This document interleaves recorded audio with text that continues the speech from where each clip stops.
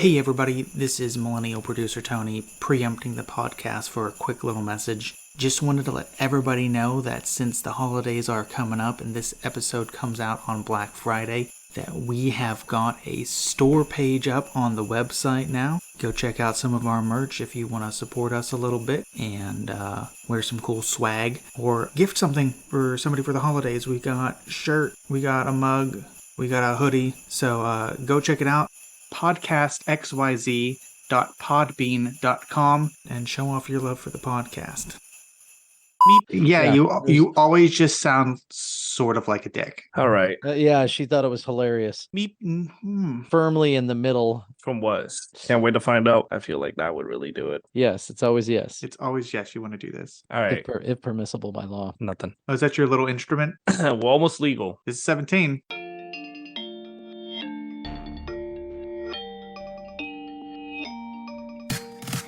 Welcome to the XYZ podcast. I am Millennial Producer Tony. Joining me, as always, are Gen X Brian. Hello, everybody. And Gen Z Winston. Oh, what it do? All credits go to Joshua Stewart.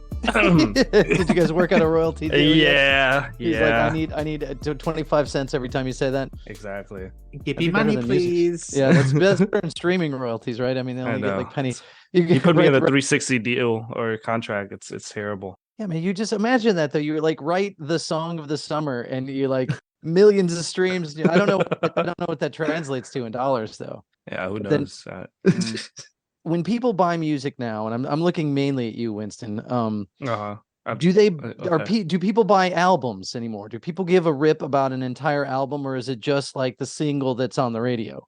I could have sworn we had this conversation, right? Well, then clearly I forgot the answer. It would have been like episode 1. I feel like, 'cause we talked about K-pop albums. Right. Right. Well, okay. K-pop excluded because we gotta talk about K-pop in a little bit anyway. It's so funny you said that because I wore the appropriate shirt for it today. It's a Born Pink tour.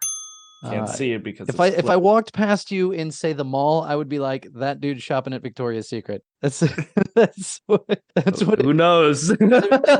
It's Blackpink though. Is that who that is? Yes, it is Blackpink. Okay. Oh, hold on. It's a visual podcast again, but oh, jeez, man. Okay, there we go. He's got the concert T-shirt. Yeah, Blackpink, and the 4 girls are all in pink, which is they weird. Are neither black nor pink. Well, yeah. Oh, that's so awful. Oh, goodness. Okay. I was mid-beverage on that one. I don't think anybody in Black Sabbath was black or Jewish, so I think we're going to get away with it. I think it's fine. Okay, so wait, we were talking about albums. Does anybody buy an actual album? Right. For... I guess a download. Like when an album comes out, excepting like say Beyonce or Taylor Swift, which obviously people are listening to the whole album, but is like say who's your latest song that. Do people care about albums anymore? Is what I'm asking. Yeah, I would say so. Maybe it's because I've been listening to a little too much K-pop, but they'll come out with a single.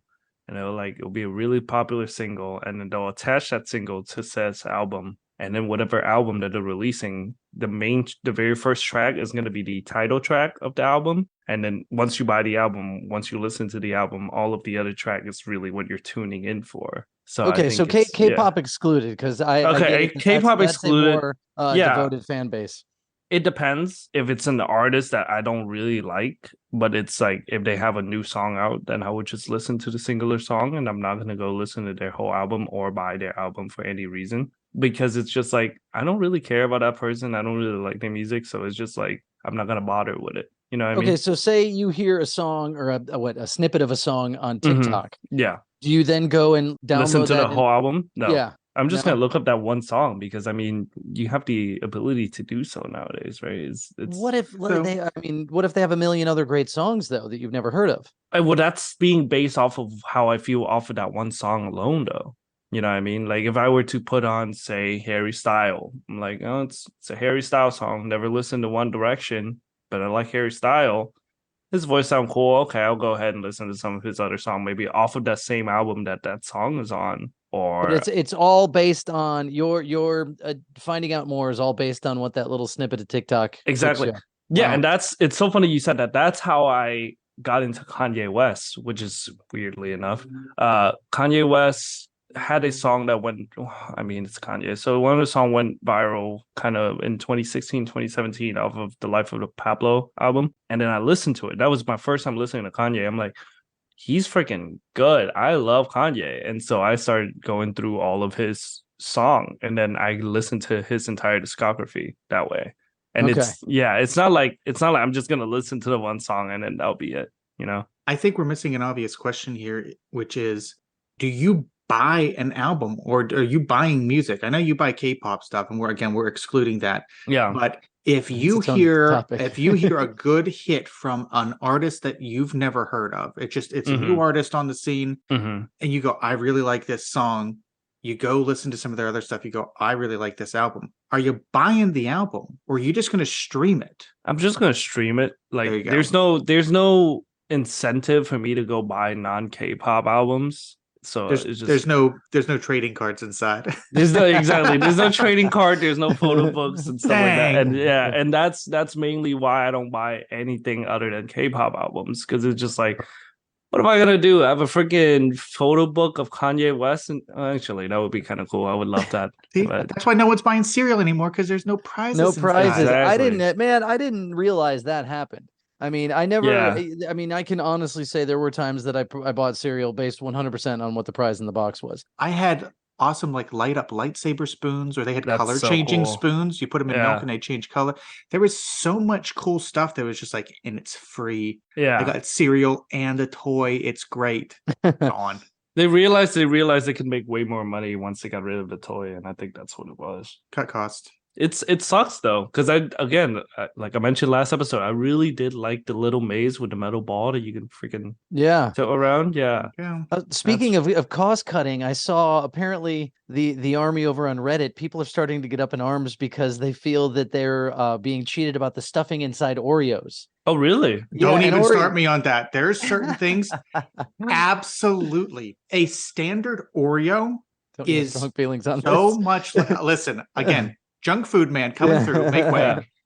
There's so less icing in a standard Oreo now. And then they go, we've got Oreo thins. I go, what? Who's buying it? Less. Who's buying that? It's like, get the microscope out. I think there's some cream in the middle, but it's just like there's I would venture half as much icing in the middle of an Oreo as there used to be, and a double stuff Oreo is closer to what a standard Oreo used to be. Wait, really? That's why they make the mega stuffs now, because is it too much? Probably, but I'm a fat hog and I'll eat them. I don't care. Give me a slate.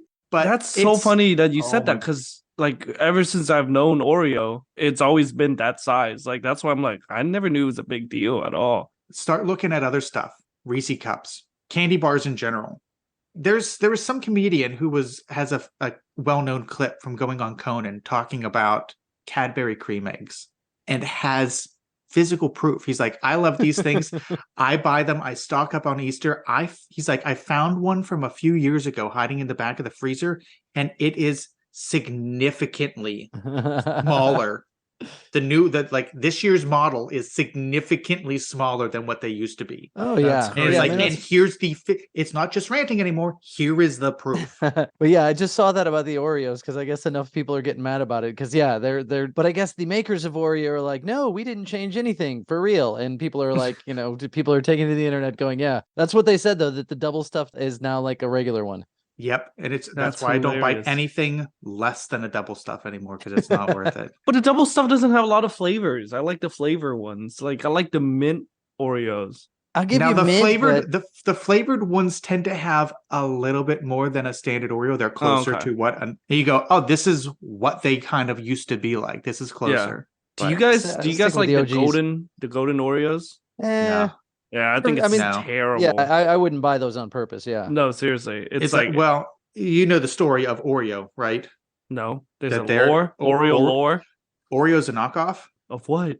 Hydrox. Oreos are not original. Hydrox cookies are the original. Hold on, I gotta look it up. And there's going to be a certain subgroup of people that are going to agree with me here. Nothing springs to mind quicker than Hydrox and red fruit punch in a Dixie cup for me. Because like it was the snack combo of vacation Bible schools everywhere in my day. And it's just like they'd sit a bunch of like 5 and 6 year olds down and go, it's snack time, and here's knockoff sandwich cookies and red drink.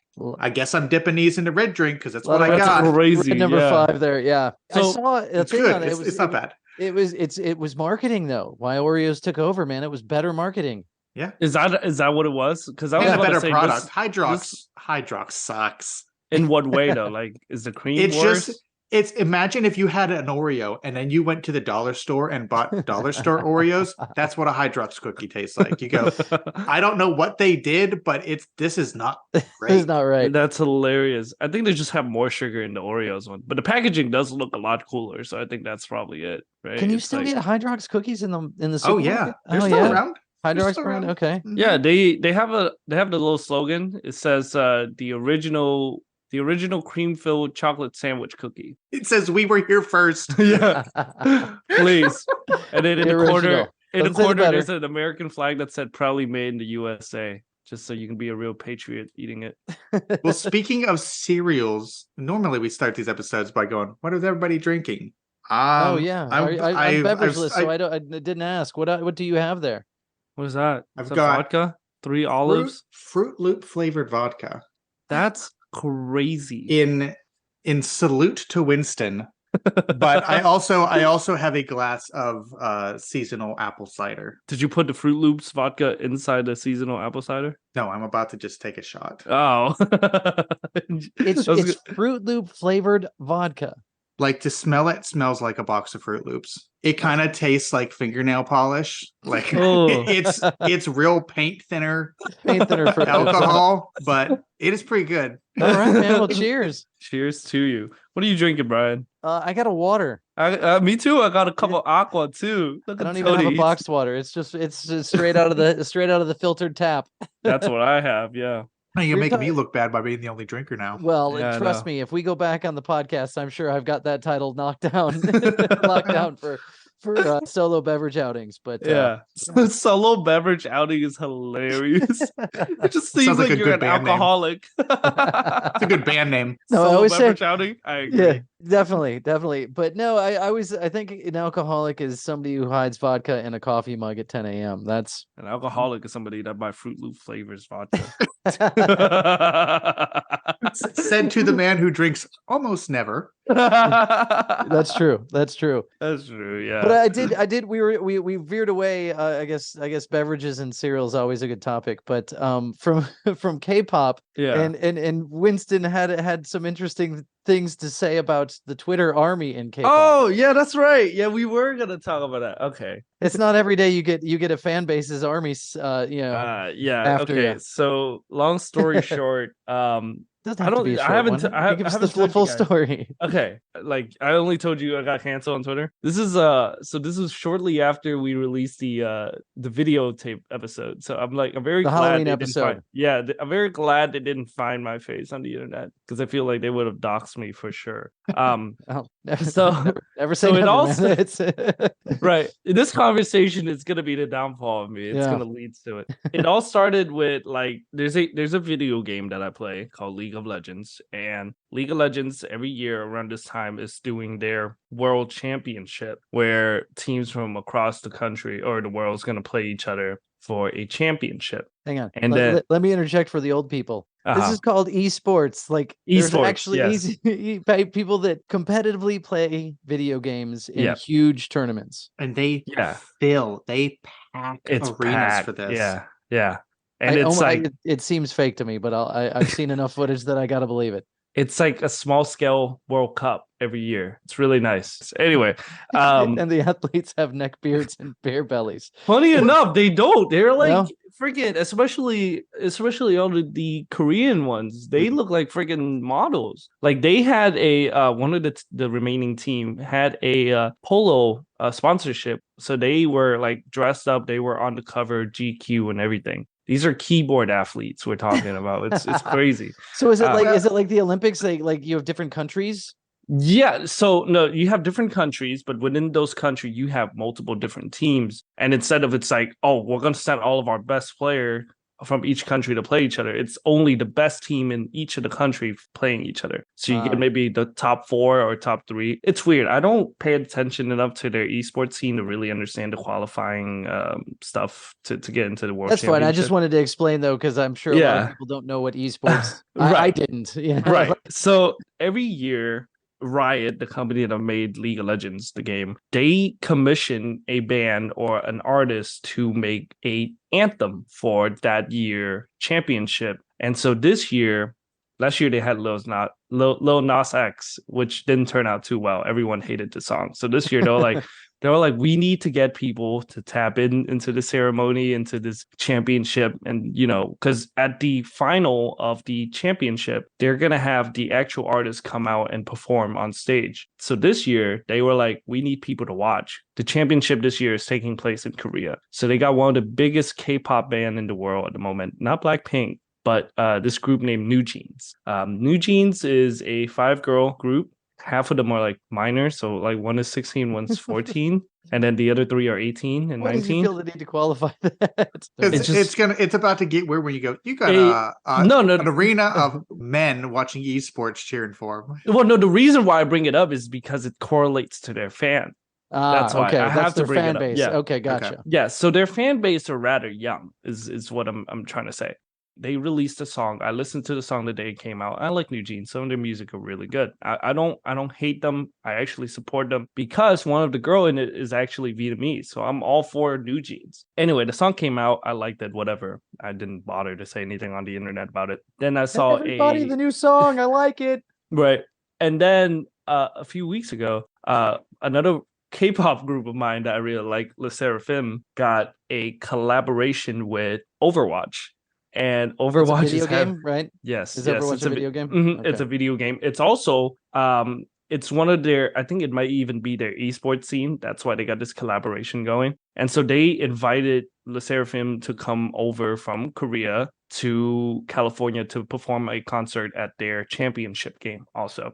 That's pretty cool. I like Le Sserafim a lot. That's one of my favorite group, even more than New Jeans. One of these big YouTuber guy that I follow for League of Legends stuff retweeted the Le Sserafim event and goes, is Riot having competition? Riot, the people that hire New Jeans. I then thought it was normal for me to go in the comment and say, oh, I really thought that Riot should have went with Le Sserafim for the World Championship song because it fit their style and status more. You're talking the Le Sserafim, the group style seems to fit more with the game than New Jeans. With the game and also the song that New Jeans had released. Because the song was really like produced by Riot, with just New Jeans singing it. And that's how it is every year. Because the style is mature, it's dark, it's heavy, it's gritty. New Jeans are like, they're known for Y2K stuff, like their fashion or Y2K, they like fairies and they're young and stuff. More poppy.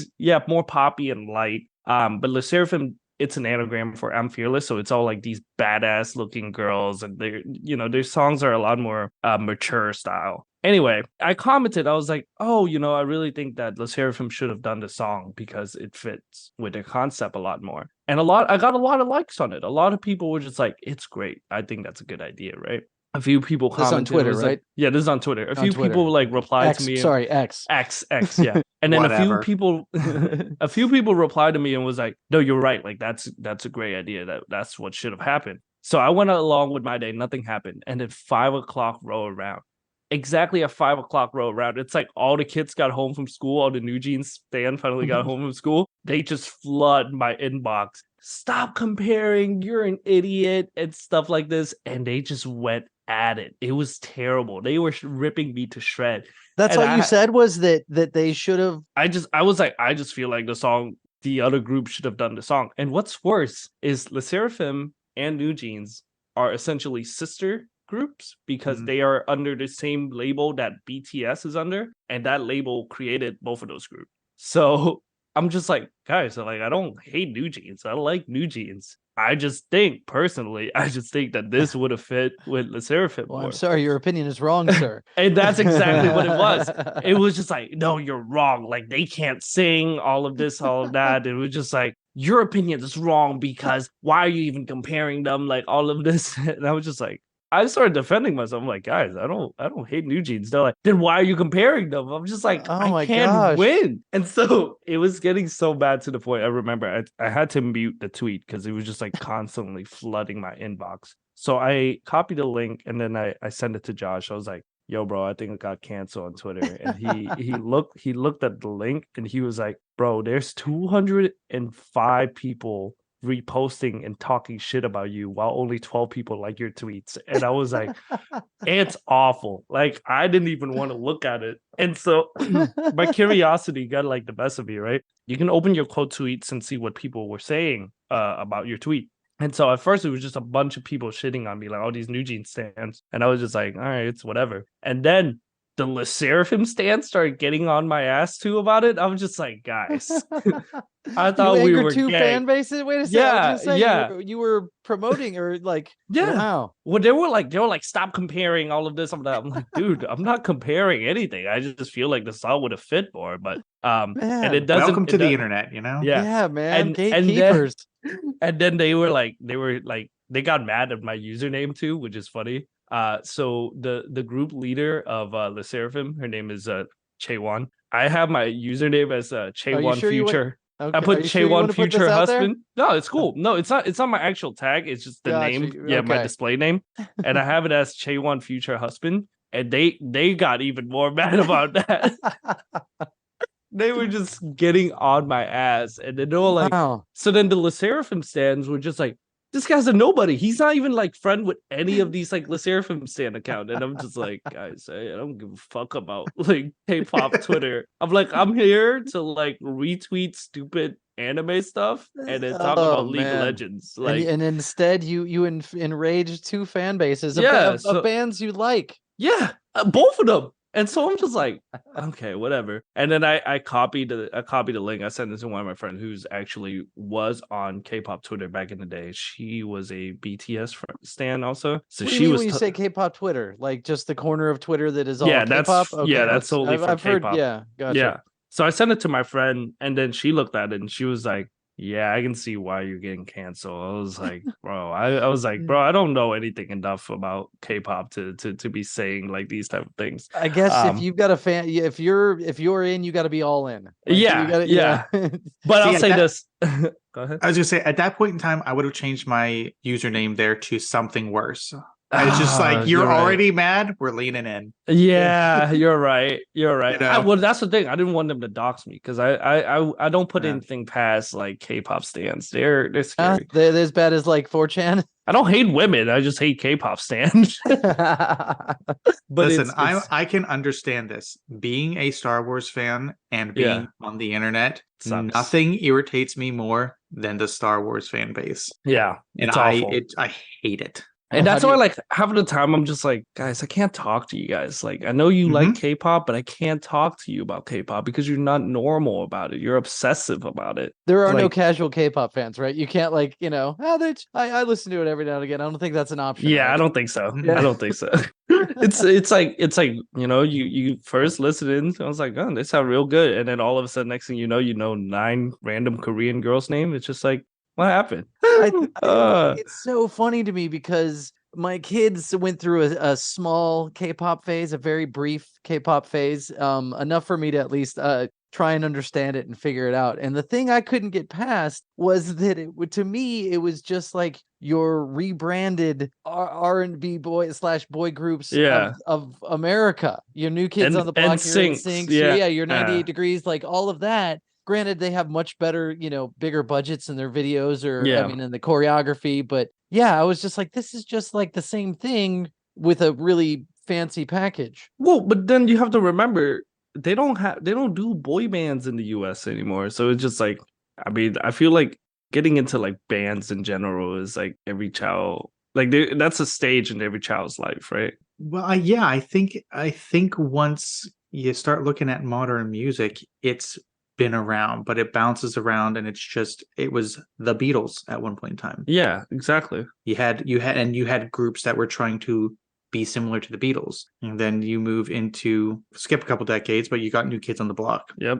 And then you've got your Backstreet Boys yep. and NSYNC, and now it's just like, all right, well, the model. And don't moved. forget, before that, it was One Direction. Remember, and a lot of One Direction fan became BTS fans. It's really a pipeline, yeah. And so that's why I say it's moved from the U.S. to Asia, and then circle back to the U.S. because of their fan base. But it's like I mean, again, you look at NSYNC and the Backstreet Boys, and they were worldwide successes. The same thing with the Beatles. It's like nobody didn't know the Beatles.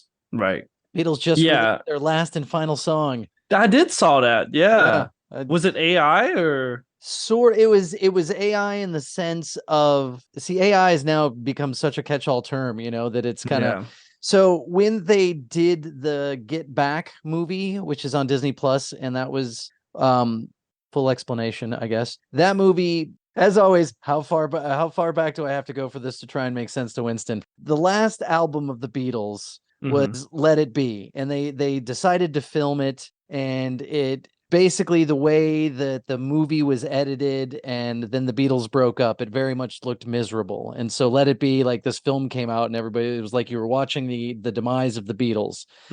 Their whole idea was to like start from scratch, and we're going to film and record a Beatles album being made. So that movie came out, the final album came out, and the movie came out, and it was not great. It was kind of depressing, and everybody's like, well, that sucks. That's the end of the Beatles. So Peter Jackson of Lord of the Rings fame. Yeah, I was gonna say, yeah. He, I don't know how he was brought in. He had gotten hold of a lot of the footage. I guess a ton of footage was filmed at the time, and then a small part of it made it into the Let It Be movie. He started going through this footage and realized that like there's a lot of great stuff in here. Yeah, we've got some arguments the Beatles argue on film about whatever, but we also have hours and hours of them actually creating and in the studio and having fun and making music, and you get this glimpse of the creative process of the Beatles. Is pretty amazing. So that's this 3-part thing on Disney that is just, amazing. That was slated to come out, and then the pandemic hit. Well, during the pandemic, they couldn't really do anything, right? So this movie was sort of on hold, and I guess as it was in production.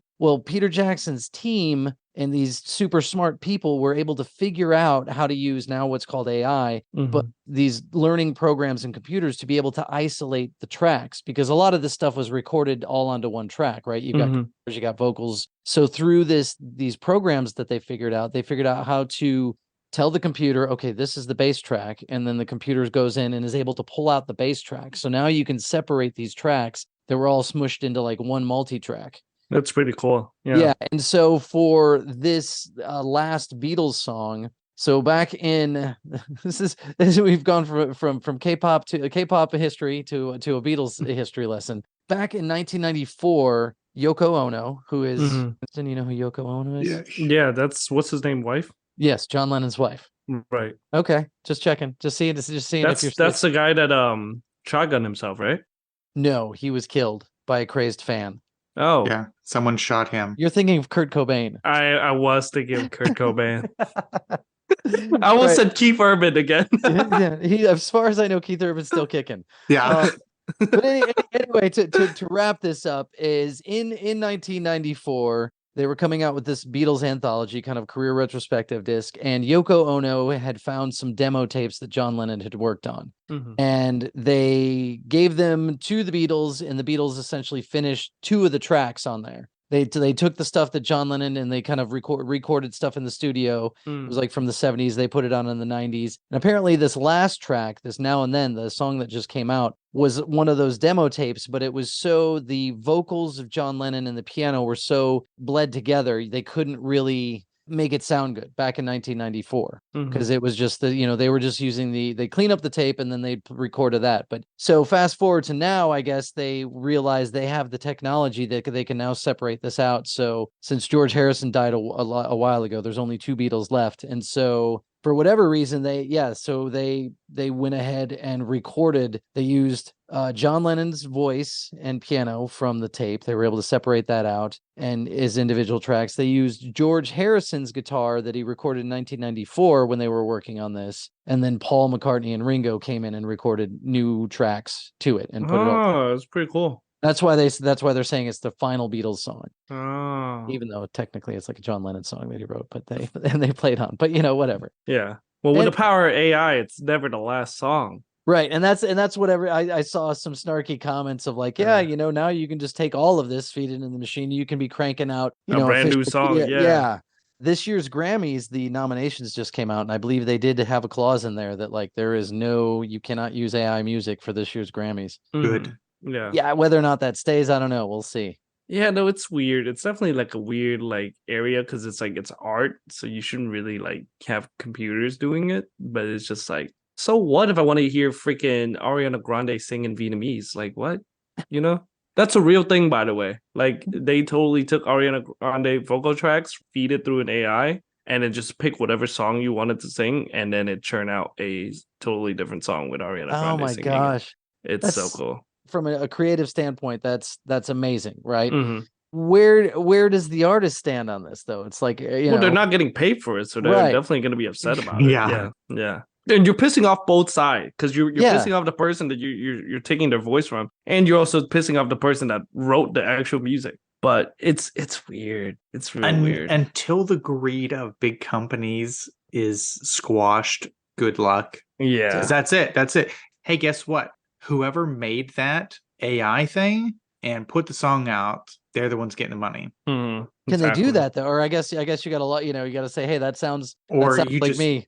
You put it out and get as much money as you can before it gets taken down. I mean, yeah. And that's something that happened this year. Like it was this kid, he wrote some lyrics, made a beat, and then uses Travis Scott and Drake's voice and made a song that went super viral and gathered a ton of like listen. And I think after a certain point it got taken down, but he was definitely already racking in some money off of that. You're able to monetize that immediately? That's I mean, he put it was an original song, it's like you put it on YouTube and get enough views, that videos it was on Spotify and Apple Music too, Brian, because it was under his own page, like his artist name. Oh wow. Yeah, because his artist name was Ghostface, like because he's a ghost writer. So it was just like you go on there and then he just have his one song and then he had like millions of listens. It was crazy. He made like $7 for sure. Well, we talked before about the Grey album. Yeah. Speaking of this and the Beatles, we talked about the Grey album, which is a mixture of the black and the white album. Right. And do you remember that, Winston? Did you go? We did. Listen to it? I didn't listen to it, but I remember we talked about it.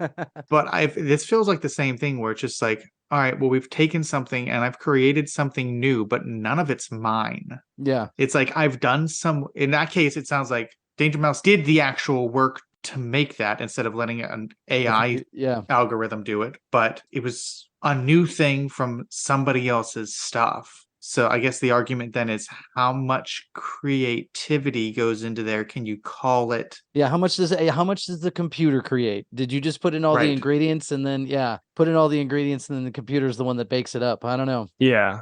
It's not really creative, is it? Not really. I don't know. I don't know. I think that's where the gray area comes in because it's if it churns out a banger, man, it's like, you've got things like parody and things like that because look at how successful Weird Al is. That is true. Yeah. Now he's making new lyrics to it and actually performing instead of just using a computer to create a track. Right. And he's getting people's permission first. That too. But where does parody end and copyright infringement begin? Remember during lockdown, the amount of people that were in their homes making musical parodies of everything, like there was a ton of that seemed to be, I don't know if that was just my neck of the woods of what I saw in the Spheres during lockdown, but there were a lot of people making parody songs about all sorts of stuff, about just being locked down. And I didn't see that, but I did see like the weird little montage thing that a bunch of celebrity came together to do. They like just started singing for some reason. Have you guys seen that? Did they sing it? Was it Imagine? Were they singing Imagine? I think so, but I remember Gal Gadot was on it. And I'm just, it was awful. not new. We Are the World, and Yeah, but We Are the World was actually in the studio with real music. This one was just them. Everybody was locked down. New technology, man. You don't have to be in a studio together. The heart was good, right? Her heart was in the right place. The execution was poor. I suppose so. But it's and like Winston didn't even realize he just tied that back to it because that's a John Lennon song. It was mind control. John Lennon did not kill himself with a shotgun in Seattle. So why did the Craze fan kill him? Mark David Chapman was a Beatles fan who was mad about Lennon's lifestyle and a comment that he made where Lennon stated that the Beatles were more popular than Jesus. And apparently it's just like stuck in his craw and just set him off. That was taken largely out of context, and he had a good point. At that point, people were turning away from religion, and the Beatles were like globally popular. So I think people took that to be the wrong way, like that the Beatles are as big as Jesus, meaning they held the same importance. I think he was just trying to say that they were that popular. Yeah, it's that pissed some people off. That made a lot of people mad. Like after he said that, people were like having record burning parties. Like they were throwing heaps and heaps of Beatle vinyl on a which is funny because that stuff would be worth hundreds of dollars. Yeah, today. So much money nowadays. Well, that's what's made everything it's pricey as it is because there's not as many of them. You think scarcity? You think if I keep some BTS album now and then like maybe 40 years in the future, I can sell it for hundreds of thousands of dollars? I don't know about hundreds of thousands, but I guarantee you, whatever eBay is in the future, somebody, some old, you hit BTS fans gonna be like, I'll give you 3 bands for it. Yeah, there was the Satanic Panic of the 70s and 80s. Yeah, man. That people caused were worried a lot of Satanism was like everywhere. There was a very big concern that American children were going to turn into Satanists. Well, that's where you get things with it's like, if you listen to the Beatles album backwards, there's secret messages on it. Yeah. And it's just like, and there was backwards records became a thing. Led and Zeppelin, people man. People burning books and you can't play D&D because that's you're summoning demons with that, and it's just that's what Stranger Things is about. That's entirely what that show's about. That's funny. Yeah, I'm watching that show. Yeah, and I'm like, they're playing games and the monsters are coming. Okay, that's not what I thought that show was about. But I was gonna say though, like going to a private Christian school from like middle school to high school, that's still very prevalent in like that community. It's hilarious. The Satanic Panic? Yeah, like they didn't let us watch freaking Narnia because it was just like, it's bad because that's a real extreme because most Christian organizations go, C.S. Lewis, big Christian dude. Yeah, really? Yeah. Narnia and Lord of the Rings are two things that are okay. Like you can't do Harry Potter because it has magic, but Lord of the Rings is okay. Don't worry about it. No, like and Narnia is fine.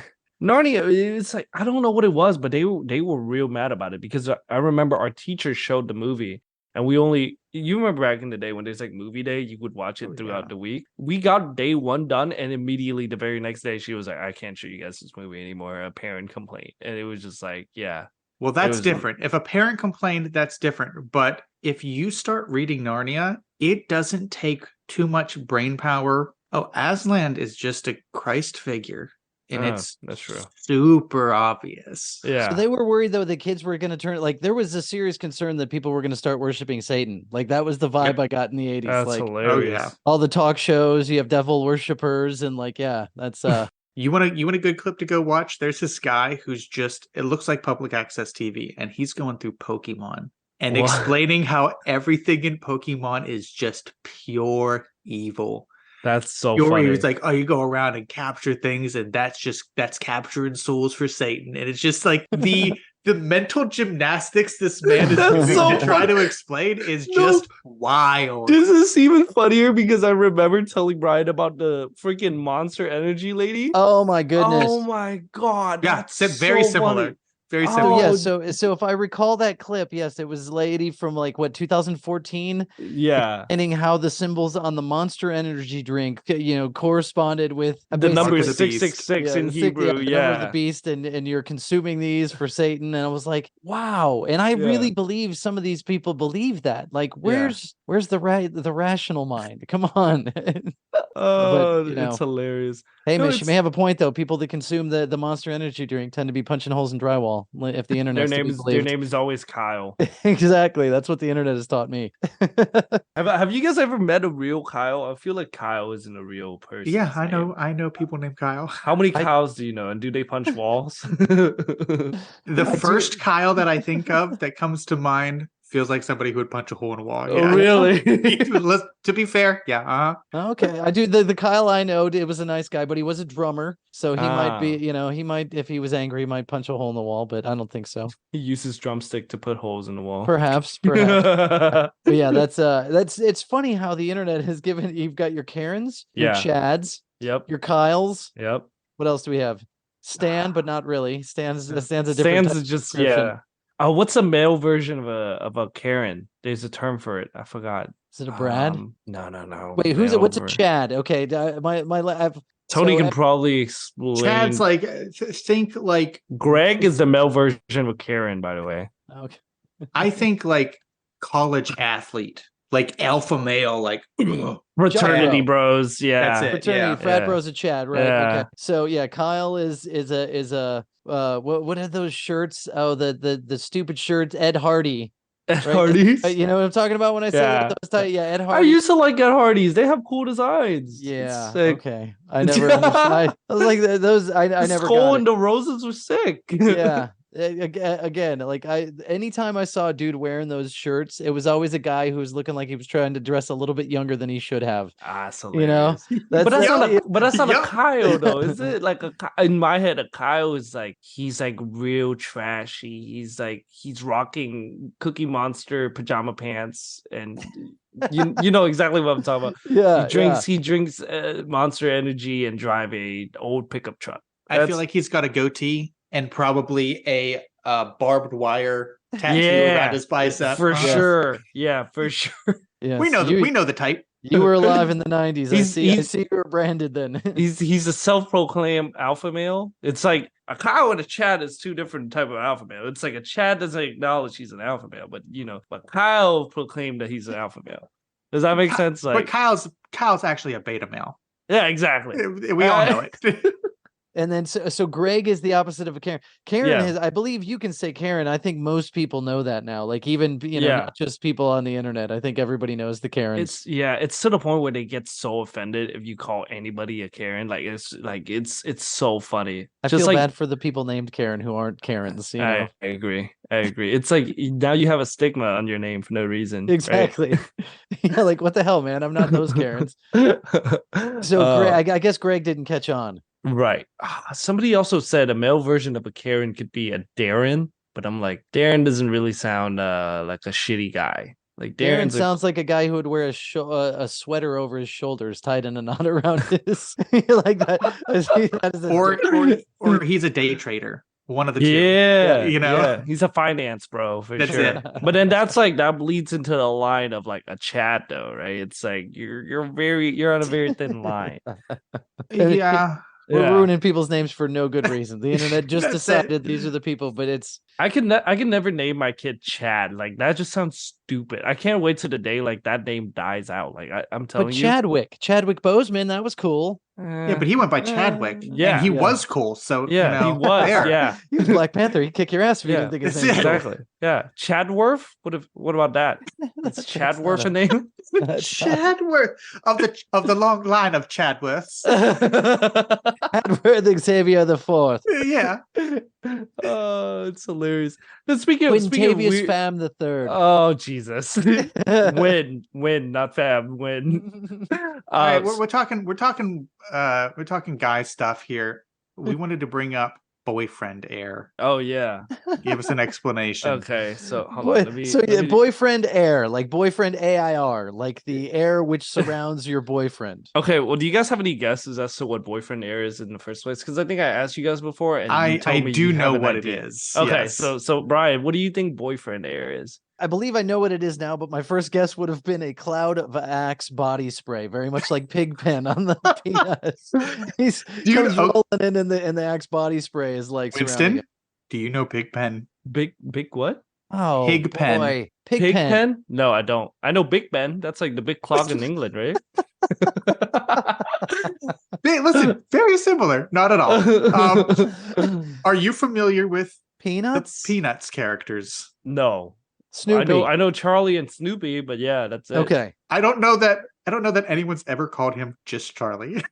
Charles Brown. Charlie Brown. Charles Brown. Or in the rare exception that you're Peppermint Patty, you can go Chuck, but you're no Peppermint Patty. That's so funny. Let me say this before you He go doesn't on. get any of these references, Tony. Not at all. Let me say this. That's what me and my friend called Chuck E. Cheese. Charles Entertainment Cheese is That's his name. Yeah, that's his full name. It's Is the E really? I always call it Charles E. Ches, but is Charles the E stands Entertainment for Cheese. It Charles stands for entertainment. Yeah. Oh, see, we had up by me. We had Showbiz Pizza, which I thought was way cooler than Chuck E. Cheese. Oh, Rockafire Explosion.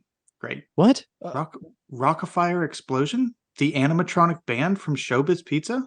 They were called They were called the Rockafire Explosion. Oh my goodness, Brett. I didn't even have one near me. I had Chuck E. Cheese, but I know Rockafire Explosion. Is that like Freddy Fazbear? Yes. Freddy Fazbear? Except they played the instruments. So I know Fats was the gorilla. He was the drummer. He had a gold lame jacket. And then you had the mouse. You had a wolf, you had a bear, you had a mouse. And you had Freddy. Is that the name of the band? If I didn't remember that, that's a shame because I loved going to Showbiz. I'm about to show you a concert poster for Rockafire Explosion. Wow. Which it kind of reminds me. Okay. And I believe it was on the front of the Gorilla's keyboard. Okay. And it was on a big giant flower behind them. Yeah, I guess I didn't store that long term. But there's Fats. They the band from Showbiz Pizza kind of reminds me. It's got a Country Bear Jamboree vibe going on. Oh, big time. But okay, so I have the actual explanation to what boyfriend air is. I'm sorry. I'm sorry. I'm Chuck E. Cheese. I needed you guys to do that. I needed time to Google and Tony's actual question was I made the reference about Pigpen. Yeah, what is Pigpen? He was one of the Peanuts. He was Charlie Brown's friend. Uh-huh. And he was the dirty kid who, like, as he rolled, he was always dirty. He never took a bath, and he had a cloud of funk following. Yeah, a cloud of dust and dirt that just surrounded him and made you choke if he stood next to you. Yeah, that's the alleged boyfriend's air. That's what I would have thought would have been a good explanation of what boyfriend air is. Okay, so according to the internet, boyfriend air is referred to, again, originated from TikTok, is a phenomenon where girls would head over to their partner's place and then looking fresh and beautiful and glowy, and then leaving looking dull, disheveled, and greasy. Boyfriend air is referred to...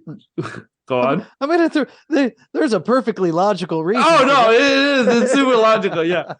This also said boyfriend's air referred to the elusive and unexplainable nature of boyfriend's place, which make people come out looking and feeling a bit worse for wear. It seemed to affect people who have been at their partner's place for a while, but sometimes even only matter of hours. It's a lot of things that could happen in a matter of hours, guys. Yeah, behind closed doors. But TikTok is saying, the women of TikTok are saying that their boyfriends are gross and they... Well, no, because... But the women on TikTok or girls on TikTok said that a lot of time boyfriend's air could happen by just being around their boyfriend. And it's not necessarily them having to have sex or anything. If they're just going out with their boyfriend and spending time with their boyfriend, they somehow end up looking worse for wear after hanging out with their boyfriend than before they hung out with their boyfriend. I would say that's a beige flag. Good callback, right? if you're dating a girl who's going on TikTok and talking about how she's worse for the wear after she leaves your house, that to me is a beige flag. That's a red flag, actually. But yeah. So what is it? Because the guys' houses are gross and not as clean. It's not like filthy. It's not per se the house though, Brian. It's a phenomenon where boyfriend air is something that affect these girls to make them look a lot worse than they did when they first started hanging out with their boyfriend at the beginning of the day. Is it like the president? When the president goes into office and then after he gets out, he's aged 3 exactly. times. It's pretty much just that, yeah. And that's what essentially is boyfriend's air. It's weird though, because I'm just like, have you been accused of having boyfriend air? Anyone in your household? My girlfriend accused me of boyfriend air. Yeah, she always tell me, she was like, always look like I looks good hanging out with, like, when you pick me up, and then afterwards, right before you drop me off, I look like a freaking psycho. My fault. What can I do? Like, let me just go ahead and turn off my freaking boyfriend air here. But apparently I showered before I picked you up. I know, right? Exactly. It just makes it sound dirty, like guys are dirty. That's what it sounds like, right? Their surrounding funk. It's our aura. It's our manly aura that's ruining it. Yeah. It's makeup all melted. Freaking lipstick's all smeared. I don't smeared like a bagel. Yeah. I don't. It's hilarious when we have these conversations because I always try and think, how would I have dealt with this when I was your age? Like all of these terms, all of these like nuanced things, all of these like weird things that come up that are only out there and widely known because of the internet, you know? Yeah. These all feel like an episode of Seinfeld. Most things that we talk about feel like an episode of Seinfeld. Where it's just like Elaine's going, I couldn't deal with him. We went on 2 dates and I looked like a hot mess after 5 minutes, and we just had to break it off. Oh man, Jerry couldn't date the girl because he thought she couldn't date him because she thought she saw him picking his nose. Yeah. There's one where he stops and he's itching the side of his nose, and she looks over and it looks like he's digging in his nose. Winston, have you ever watched Seinfeld? I watched one episode, which is good, right? At least it's not the finale. Yeah, it's better than none, and as long as it's not the finale. I watched one episode. Weirdly enough, the place where I watched it was at my private Christian high school, which is like, it's only worse because we watched it in our Bible class with our Bible teacher at that. Yeah, he was. I'm hoping it's not the one where it's the master of your own domain. No, it was.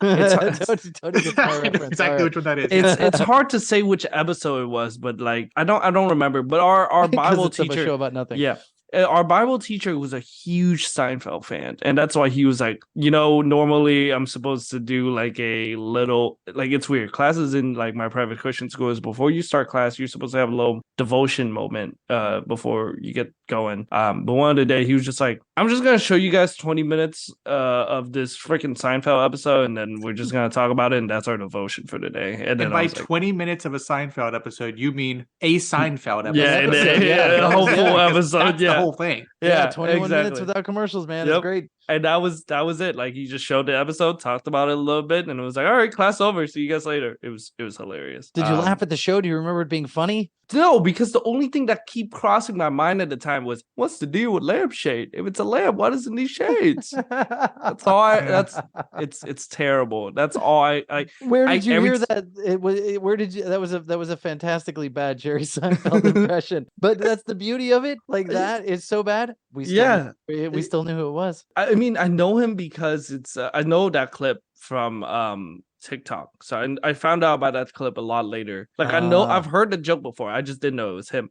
But I know Jerry Seinfeld from the amazing. Let me guess. B movie. Jeez, oh man.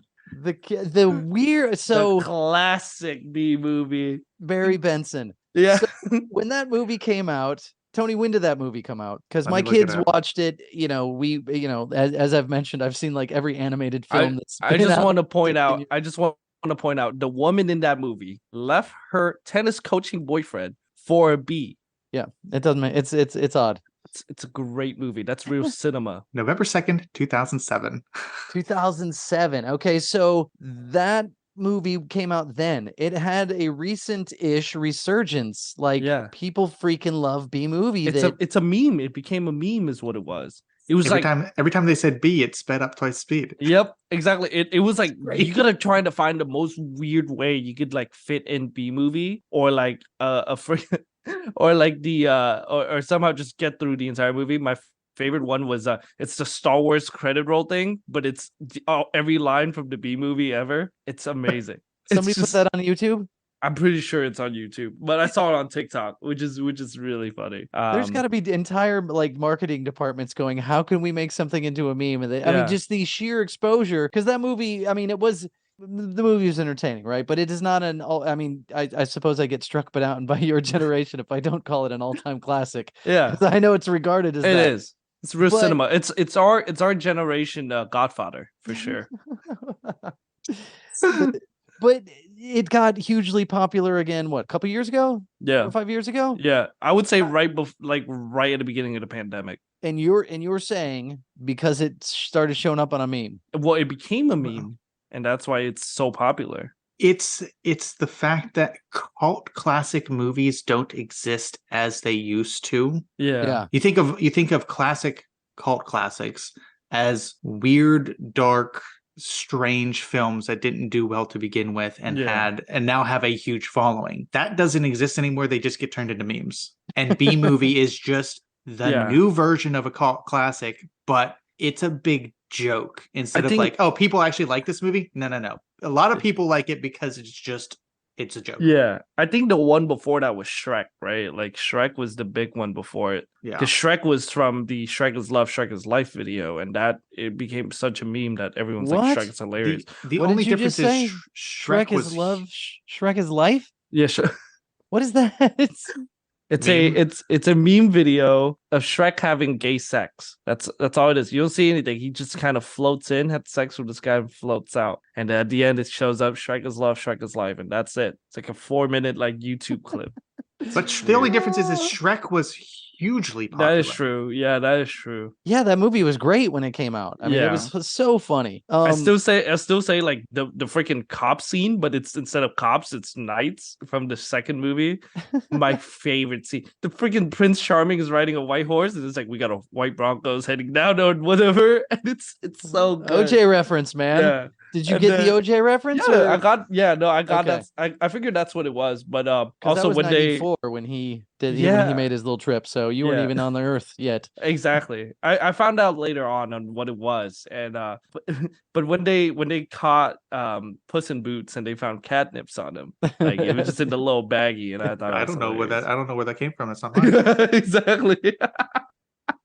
But so and then Ratatouille. Another one that is like beloved. But Ratatouille but it's not a meme though. I don't think it's ever been meme. Yeah. People just love it. Yeah, it's a good movie. There wasn't like the internet coming up with a play, like trying to write a Ratatouille play? I think it's a thing, right? I think it's happening. I don't know. I only hear these things. We may have to cut this out. This is not relevant to anything, but yeah, I'm just fascinated that like B movie had this second life for no apparent reason. But I guess the apparent reason was it was a meme. Yeah, like I can't think of Shrek was in a questionable video that suddenly got everybody reinterested in him. Yeah, I can't find any other movie that would make like that gets on the same level as like B movie, because there's cult classic for our generation, like Scott Pilgrim. Like that's technically a cult classic. It did wildly popular when it came out. So did I don't know that I don't think it did. I think it did. It is a huge. It's filled with A-list celebrities. I think it's got a cult following now. That's right. But it was huge when it came out. Okay. Whereas things like even Pulp Fiction, like I think Pulp Fiction did relatively well at the box office and things like that, but I don't think it was until much later that it became as wildly popular and beloved as it is now. That's true. Yeah. I could be completely wrong about that. I don't know. I was gonna say it was pretty popular. I saw it in the theater a couple of times. Oh, really? Yeah. Well, how did you feel after watching Tarantino Pulp Fiction for the first time though, Brian? Did you watch it 5 times to understand the plot line, or like? No, so I had a roommate who was like a movie buff. So we watched a lot of movies, and Reservoir Dogs came out before Pulp Fiction. So so I definitely was into Tarantino, and I mean, I totally love that movie. I thought it was so great, and so good. You know, watch it again to watch how all the scenes tied together and how it's told out of order. That was fascinating. That was so new at the time, for a movie to do that. So but yeah, I was a big-ish movie fan back then. Like I remember my roommate came home, he got a bootleg copy of Clerks. I don't know if you guys have seen Clerks. The Clerks was like, okay, so what's his name? Who was the guy in the trench coat? Kevin Smith. You know Kevin Smith? Yes, I do. Okay, so Kevin Smith, that was his first movie. Was that the one that he made or no? Yes. Black and white, like takes place pretty much. The whole thing is it takes place pretty much inside of a convenience store. It's him and another guy, right? Well, he's Jay and Silent Bob. Yes, he's Silent Bob and Jay. They stand outside of the convenience store, and they're just kind of fixtures there. He doesn't say anything. He just stands there in his trench coat.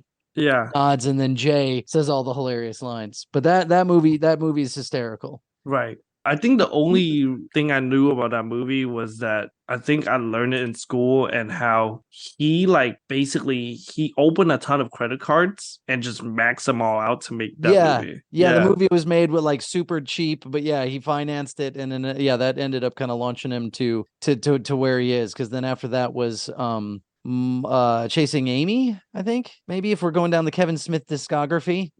I don't know. Starring Ben Affleck. He's in that movie. I know there was Jay and Silent Bob Strike Back. That was much later. That was much later, because everybody loved those characters. But that's anyway. We've got that. We veer off to Kevin Smith and that would be a cult classic though. that's yes. But that was that would be a cult classic. Not everybody's seen it, but people that that definitely had a cult following and got pretty big. We're going to get to what I said at one point in time was going to be a more reoccurring segment. We're going back to questions from Tony's dad. Yes. Yeah. Questions from Tony's dad. I've got a list of stuff. Now, these are a bit different than what we had last time. He hasn't provided his own answers, unfortunately. Oh man. I like how, let me ask you the question. Let me tell you the correct answer. That was we awesome. might get some more of those in the future. I can prompt you for that. These are actual questions with jumping off points. I'm just going to do one because we're coming up on time. Right. But it's kind of topical. This episode comes out, if you're listening to it on the day it drops, you're listening to it on Black Friday 2023. Oh, yeah. So Thanksgiving has just passed. So this is what he wants to know here, which is, how early is too early for the Christmas transition in stores? So I've got Winston's cracking up. I've got a little insight on that. Why is that so funny, Winston? Tree's up. Winston turns his camera to reveal his fully decorated. My tree is up already. It's nice. Never too early. Yeah. So I used to work at a place that provided music, and so seasonal music was part of what I dealt with every year. And for the longest time, it was Black Friday. We did not even look, they didn't thought Mariah Carey until Black Friday. That was it, so Thanksgiving, boom, the day after Thanksgiving, all Christmas, all the time. Then as the years, within the last several years, it started inching closer to be okay, we want to have it, the week of Thanksgiving. And then it was we'll move it up. Let's start playing it November 1st. That Christmas creep. Yes. Yeah. I've watched it creep closer and closer. I would probably say, me personally, I mean, I even said the other day, I will be putting up the Christmas lights this weekend. As will I. Yeah. Trees coming out. Yep. Yeah. Because it's dark, and it's nice to come home to that glow, I agree. Yeah. The warming glow of Christmas lights, which, Winston's enjoying. So let me narrow this down a bit. Do we feel that after Thanksgiving, November 1st, or do we just want to call it daylight saving? It's all right. I say daylight saving. Well, no, is daylight saving before Halloween or no? We just had it the beginning of November. I think November not quite 5th. The beginning of November, but wasn't it November 5th? This is the one where we get the extra sleep, so you don't hear as many people, griping about it. But of course, when we swap back, there's going to be, sidebar. They actually had legislation written, and it got stuck in the House, to change it to all one time, and it died because they couldn't figure out which one to change it to, right? Yeah. Lobbyists on both sides were screaming, so they're like, "Hey, we're the government. We don't have to do anything. We'll just leave it." Well, that's the question. There is: if we say we're done doing it, do we go to all daylight saving time, or do we go to all standard time? I don't know. I'd have to do some thought on that. I don't care, honestly. Just switch, just stay. Yeah, because here's the thing: once it's standardized, you don't see a difference anymore. Right. Well, you do as the days get longer and shorter. That's true. Yeah, I mean, I guess. Do technically. Let me flip this question around. We've said how early is too early. How long do you keep your Christmas stuff up for? Okay, I'll tell you this. Last year, I had my tree up until May. Oh my gosh. Oh man, that's too long. I'm gonna say it was just me and my friends. We would just come home, looked at the tree, and we're just I don't really feel like putting that up. So we just didn't put it up at all. It's hilarious. Oh man. Personally, now I feel mid-November. I used to be very day after Thanksgiving all in, straight on. But now I've sort of the creep has affected me a little bit of let's put some lights up now, mid-November. That way you take them off though. But that's a question. Once it's up, when does it come down? So you have the Bible's 12 Days of Christmas, which doesn't end until January something.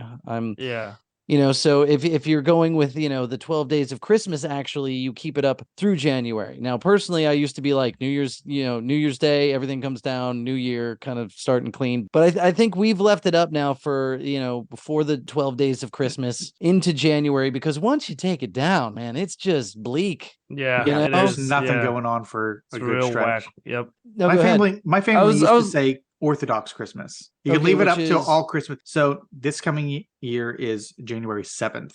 So close to your 12 days.